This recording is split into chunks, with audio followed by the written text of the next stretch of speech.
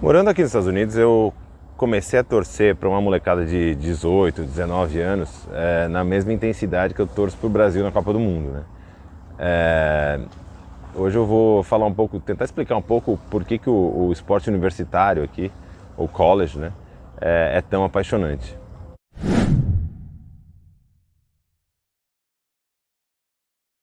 Então, para esse vídeo eu vim até com o boné de North Carolina, que foi onde eu estudei aqui, University of North Carolina, ou UNC, ou North Carolina. Tem vários nomes, vários jeitos de se referir à universidade. É, Fica em Chapel Hill, que é uma cidade pequena em North Carolina, obviamente. E, e tem um dos times um dos programas mais tradicionais de basquete universitário dos Estados Unidos.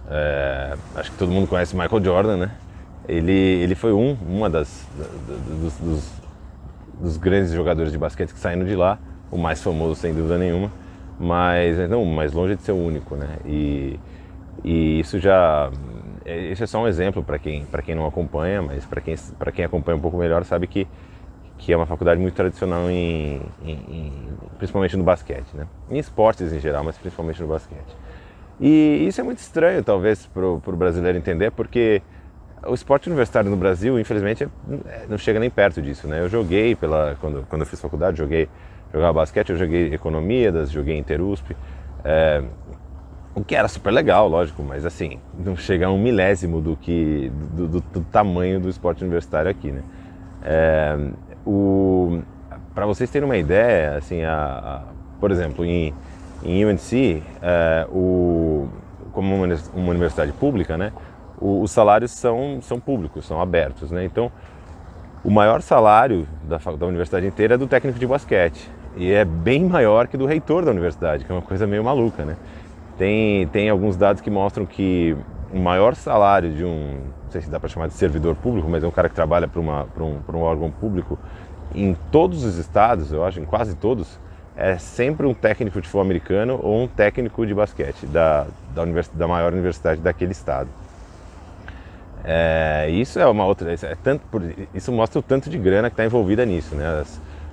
Os jogos passam nos principais canais, nos principais horários. Os dois maiores esportes são basquete e futebol americano, sem dúvida.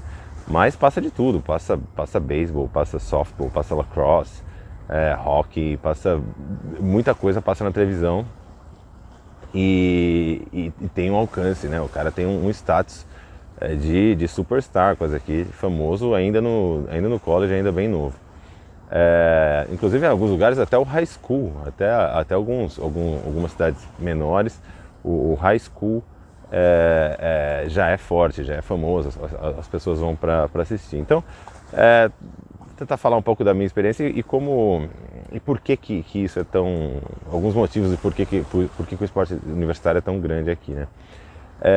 Um dos motivos que eu ouvi falar, que foi um dos primeiros argumentos que eu ouvi falar, é que assim, os jogadores não ganham nada para jogar a não ser uma bolsa de estudo na universidade, né? Pelo menos não oficialmente. Tem alguns escândalos aí de jogadores que recebem, já aconteceu algumas vezes. Porque o que acontece é assim, o atleta se destaca no high school e aí ele pode escolher, ele ou ela, né, pode escolher para onde ir na universidade e vai ter proposta de várias delas. Ele teoricamente escolhe aquele que agrada mais, onde ele acha que ele vai ter mais potencial para virar profissional, alguma coisa assim. Mas é uma guerra ali entre as universidades para conseguir recrutar os melhores jogadores, né? E aí nessa guerra sempre tem não, mas já aconteceram alguns escândalos que, como eu falei, tem uma discussão grande aí se até eles deveriam ser pagos ou não, mas essa é uma discussão que não dá para entrar aqui, senão, porque é muito longa.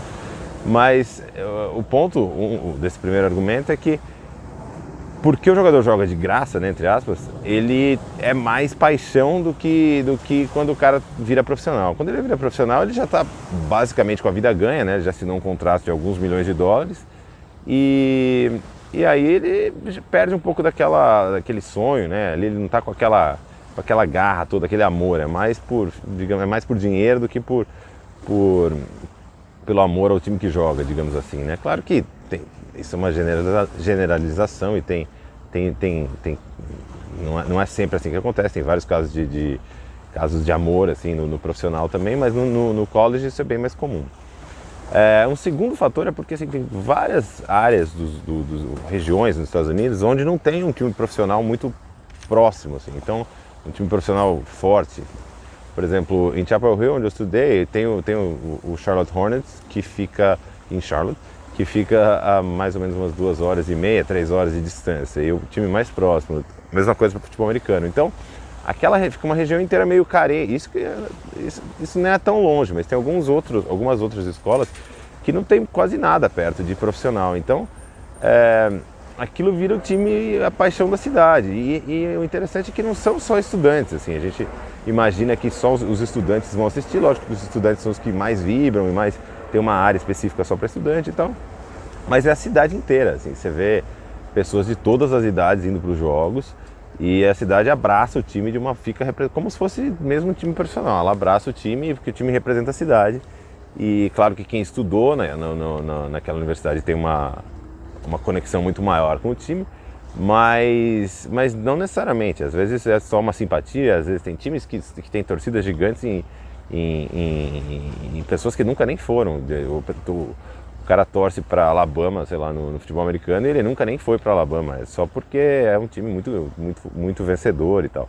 É a mesma coisa para o basquete, né? Tem várias universidades muito tradicionais. E acho que o terceiro fator são as rivalidades, né? Porque que são maiores do que no profissional. Vou falar o caso específico de UNC. UNC tem uma grande rivalidade com Duke. E é um caso muito interessante, porque primeiro que as universidades são duas grandes universidades academicamente, né? Grandes em tamanho e grandes academicamente também. E ficam só 8 milhas de distância, né? Que dá uns 15 quilômetros uma da outra. Então, só que elas têm perfis bem diferentes, né? Duke é uma universidade privada, tem fama de ser elitista, né? De atrair uma galera mais endinheirada. E UNC, apesar de o conceito de universidade pública aqui é um pouco diferente, ela não é de graça como no Brasil, mas ela é mais, ela tem algumas, assim, desconto para quem é do estado, ela tem, para quem mora naquele estado, né, você paga menos de tuition, né, que seria a anualidade aqui anuidade, né, acho que é essa a palavra, o preço da universidade, né, o custo. E por serem tão diferentes e terem estilos de jogo diferentes e jogarem todo ano pelo menos 2 vezes, desde os últimos, sei lá, 70, 80 anos, é uma rivalidade incrível, assim. Então a gente meio que se odeia, assim, não, claro que não se odeia. Eu tenho muitos amigos que estudaram em Duke, porque por ser tão próximo, lógico, quando eu estava lá eu fiz vários amigos brasileiros de lá e até não brasileiros, mas quando o assunto é basquete, e qualquer outro esporte, né? Inclusive eu joguei futebol por UNC, quando eu estava, era o time só ali da pós-graduação, né? Lógico que não nesse nível, mas qualquer esporte, é aquela coisa de Brasil e Argentina, um pouco, né? Qualquer tipo de competição vai ter uma rivalidade especial. Mas no basquete isso vai para níveis assim inacreditáveis, né? Para vocês terem uma ideia assim de quão concorrido assim, Duke UNC, quando tem o jogo, né? Como eu falei, é um jogo de temporada regular, normal, um jogo que não vale nada. Não vale às vezes a gente joga um com o outro nas finais ali da conferência e teoricamente tem a chance de jogar de eles se encontrarem no campeonato nacional, mas nunca aconteceu porque são muitos times e é mata-mata, então nunca teve um jogo de Duke UNC no campeonato nacional. Então mas mesmo assim, mesmo o jogo, várias vezes o jogo não vale nada, porque os dois times já estão classificados, digamos assim, pro Campeonato Nacional. É só um jogo que meio que para cumprir tabela, porque às vezes deixam para a última rodada. E sempre um jogo muito, assim, a gente tem que chegar para conseguir o ingresso. E o UNC tem um ginásio bem maior, que cabe acho que mais de 20 mil pessoas. Duke tem um ginásio mais com cara de college, mesmo um ginásio pequenos, cabem 7, 8 mil pessoas, pequeno para os padrões daqui, né? E o preço dos ingressos acho que dá um indicador muito bom do quão grande é isso, né? Então, assim, eu nunca paguei porque eu era estudante, então tem alguns jeitos de conseguir ingresso para os jogos, né? Normalmente, quando é um jogo muito concorrido, tem uma loteria ali entre os estudantes, mas tinha alguns estudantes que não ligavam muito, então eu pedia para eles aplicarem também uma loteria, então eu consegui ir nos jogos que eu sempre consegui, em todos os jogos que eu quis. Mas se você for pagar para ir num jogo hoje, que eu não sou estudante, por exemplo, se eu quiser pagar para ir num jogo de UNC, quando o jogo é em Chapel Hill, porque o ginásio é maior, então tem mais oferta, os preços são a partir de $350, mais ou menos, que é um preço de jogo de playoff de basquete da NBA, assim, não de finais, assim, mas é um jogo, é mais ou menos um preço de playoff de NBA. Quando o jogo é em Duke, como a oferta é muito menor e uma boa parte vai para estudante, os ingressos não saem por menos de $1.000 para um jogo de universitário que não é final, não é nada. Então olha que maluquice, né? Porque esse preço é um preço, sei lá, de final de Copa, é um preço de coisas desse tipo, né? Até de finais de NBA ou de outras ligas profissionais aqui. Então isso mostra o quão importante é o college aqui, e aí é meio que apaixonante. E tem algumas áreas que não ligam. Aqui na região de Nova York o pessoal não liga tanto assim, porque tem muito time profissional, né? Então, e não tem nenhuma universidade tão forte aqui por perto, né? Assim, nessa região, nesses esportes que eu falei, em basquete e futebol americano.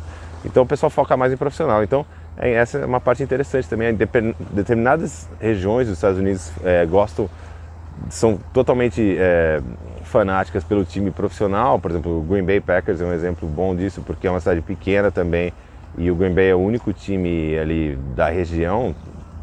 Tem o Milwaukee Bucks também, que é mais ou menos perto, mas ali na cidade de Green Bay, o estádio cabe mais gente até que a população da cidade, que é uma coisa também maluca, né? E está sempre lotado. Mas são algumas exceções, porque os profissionais normalmente são em grandes centros, né? Então não são assim, não atraem toda a atenção. Então isso varia muito dependendo de onde você está nos Estados Unidos, principalmente quando é lá para o meio, onde não tem muito time profissional. Lá para o meio dos Estados Unidos sempre tem uma universidade boa em alguma coisa que todo mundo torce para, todo mundo da região inteira ele torce para ela e vai ver o jogo e tal. Então é muito legal para quem... isso passa na época que eu era moleque, era quase impossível ter acesso a isso no Brasil, porque não passava. E hoje em dia, acho que principalmente a ESPN transmite bastante, boa parte dos jogos, né? Não boa parte, mas sei lá, pelo menos uma quantidade razoável dos jogos dá para você entender. E só para finalizar, já falei só para finalizar algumas vezes, acho, mas só para finalizar de verdade agora, um dos motivos também que é legal de acompanhar é porque, para quem acompanha tanto o profissional quanto o college, você vai vendo quem são as promessas que vão vingar no profissional. E aí tem o draft, aí tem tudo, você sabe, você vai vendo o jogador se desenvolver e para onde ele vai. Tem o Zion Williams esse ano, que é de Duke, então eu automaticamente não gosto dele, mas é um cara que é uma puta promessa aí na NBA, provavelmente vai ser draftado como número 1, e tá todo mundo meio que disputando para quem vai pegar ele e para saber como é que ele vai se ele vai vingar no profissional, né? Mas é isso, eu posso depois fazer, esse é um assunto que eu tenho muita coisa para falar, posso falar dos jogos, se dependendo da quantidade de views aí, da interação de vocês, aí eu posso fazer mais vídeos falando sobre isso, se vocês quiserem. É isso aí, e Go Hills!